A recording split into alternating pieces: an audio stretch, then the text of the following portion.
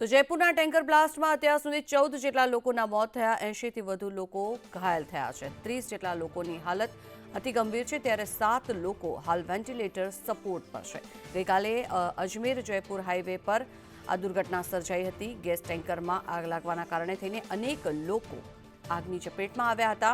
Fire ફાઇટર્સે 7 કલાક સુધી સતત પાણીનો મારો ચલાવ્યો હતો અને ટેન્કરનું તાપમાન 100 ડિગ્રી સુધી પહોંચી ગયું હતું. ત્યારે મૃતદેહોની ઓળખ પણ ન થઈ શકે તે હદ સુધી બળી ગયા છે. ત્યારે સરકારે ડીએનએ ટેસ્ટ કરવાનો નિર્ણય કર્યો છે. 5 જેટલા મૃતકોના ડીએનએ સેમ્પલ તપાસ માટે મોકલવામાં આવ્યા છે. ત્યારે ગેસ ટેન્કરમાં બ્લાસ્ટ થતા 40 વાહનો પણ તેની ઝપેટમાં આવ્યા હતા. 80થી પણ વધુ લોકો ખૂબ જ ગંભીર રીતે ઇજાગ્રસ્ત થયા છે. ત્યારે 30 જેટલા લોકોની હાલત ખૂબ જ ગંભીર છે. અન્ય 7 લોકો વેન્ટિલેટર સપોર્ટ પર છે.